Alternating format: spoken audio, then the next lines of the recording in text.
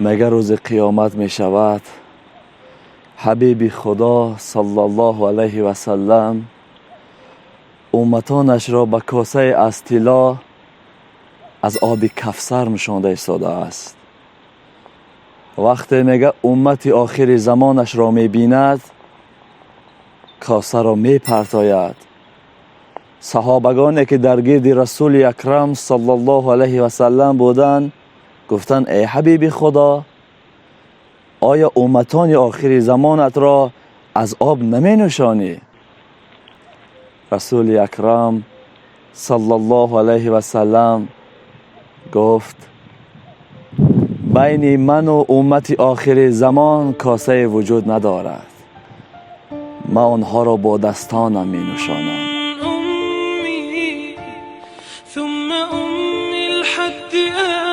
انا همین ما و شما را، انا همین ما و شمایی که امروز دعوای امتی میکنیم، اما باوری دارم که روزی می شود که ما و شما در حق رسول اکرم صلی الله علیه و سلم صلوات نمی فرستیم. سنتایشان آل اونس ایستاد. حبیب خدا صلی الله علیه و سلم از روزی که به دنیا آمد تا روزی از دنیا گذشتن تا روز قیامت امتی می گفت، امتی می گفت. روزی رستاخیز شود آغاز، امتی امتی گفته گفته خیزد باز. مگر روز قیامت می شود یکمین قبری که باز می شود این قبر حبیب خدا صلی الله علیه و سلم است. می خیزد، فخر نمی کند، از جا می خیزد میگه حال امتی ما چگونه باشد. وای بر حال ما و شما. امروز ما و شما ذره از اخلاق رسول اکرم صلی الله علیه و سلم نداریم. رسول الله صلی الله علیه و سلم چه زیبا سخن میکرد.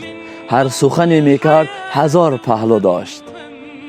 میگه آداب نصف علم است.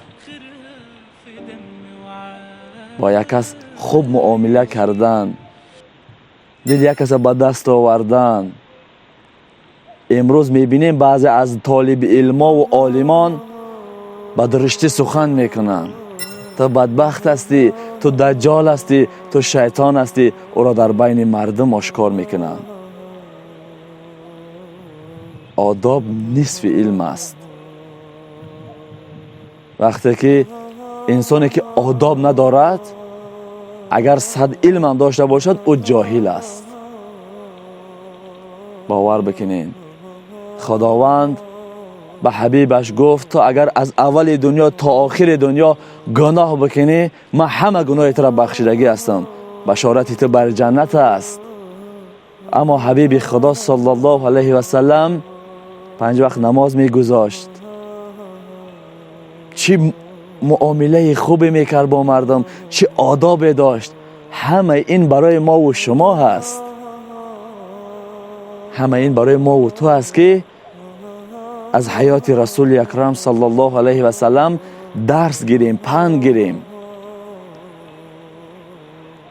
برای خود چیزی نکرد، برای خود مال جمع نکرد. چه کاری که میکرد تنها همش به خاطر امتش بود. مگر روز رسول اکرم صلی الله علیه و سلم خوشحال بود، یک جا نشسته بود. حضرت عایشه مادرمان میگه نگاه کرد که چهره حبیب خدا خندان است. بار اول دید که چهره حبیب خدا خندان است. همیشه غمگین بود و گریه میکرد برای امتانش. گفت ای حبیب خدا صلی الله علیه و سلم، میبینم که امروز چهرهت خندان است، در حق من یک دعای کن. رسول الله صلی الله علیه و سلم دست برداشت گفت خدایا گناه های عایشه را مغفرت کنی. میگه وقتی این سخن گفت حضرت عایشه مادرمان از خرسندی میگه سرش در بغل رسول اکرم صلی الله علیه و سلم افتاد. حبیب خدا گفت ای عایشه، آیا تو از این دعای من خرسند شدی؟ گفت البته خرسند شدم. چه دعای زیبایی کردی؟ گفت ای عایشه، قسم به آن ذاتی که جان پیغمبرش، جان محمد در دست اوست، من در یک روز 5 مراتبه در حق امتم همین دعا را میکنم. الله اکبر. ما و شما امروز چه کارها نمیکنیم؟ دروغ میگیم، دشنا میکنیم، بدبینی داریم، در حق یک کس تهمت میکنیم، دزدی میکنیم، ناس و سیگارت و عرق می نوشیم و هر کارهایی که هست میکنیم. چه روز قیامت در نزد رسول اکرم صلی الله علیه و سلم سر میبرداریم؟ ما و شما باید شکرانه کنیم که الحمدلله مسلمان هستیم و امت حبیب خدا صلی الله علیه و سلم هستیم. روز قیامت می شود میگه تمامی پیغمبرها از امتانش میگریزند و دهشت قیامت خیلی وزنین است. پدر از فرزند میگریزد، مادر از دخترش میگریزد، کسی فکر کسی رو نمی کند. یکمین شخصی که می ایستد حبیب خدا صلی الله علیه و سلم است که به خاطر امتش همونجا می ایستد. وقتی که میگه رسول الله صلی الله علیه و سلم جانش از بدن برآمد، تلخی جان که کشید، گفت خدایا اگر تلخی جان اینگونه باشد بدهی جمله را به جان من، تمام امتانش را عذاب جان کردنش در من ده، چون که امتای من طاقت جان کردن را ندارند. همیشه در فکر ما و تو بود. چرا ما و شما در فکر حبیب خدا صلی الله علیه و سلم نشویم؟ چرا ما و شما امروز پیامبرمان را نمیشناسیم؟ یک بار زندگی نامه رسول اکرم صلی الله علیه و سلم ورق زنید، ببینید که چه اخلاق خوبی داشت، با دشمن چگونه معامله میکرد. آن وقت شاید که به قدر حبیب خدا صلی الله علیه و سلم رسیم. ما و شما اگر روز در حق رسول الله صلی الله علیه و سلم صلوات نفرستیم، بدانید ما امت اساسی نیستیم، ما امت نوک زبانی هستیم. و زمان میگیم هر کسی ما را بپرسد ما امت رسول خدا صلی الله علیه و سلم هستیم، این گونه میگیم. اگر یک کس بپرسد که رسول اکرم صلی الله علیه و سلم کی بود، چند تا فرزند داشت، در حیات چه واقعه سرش گذشته است، لیکن نمیدانیم، بیخبر هستیم از اخلاق رسول اکرم صلی الله علیه و سلم. ما و شما خیلی دور هستیم. باور بکنیم ما مسلمان هستیم و رفتار ما در نامسلمان است. بگذار شخصیت هایی هستند که دشنا میدهند تو دجال هستی، میگه تو شیطان هستی، مایلش وقتی من این گونه باشم تو کی هستی؟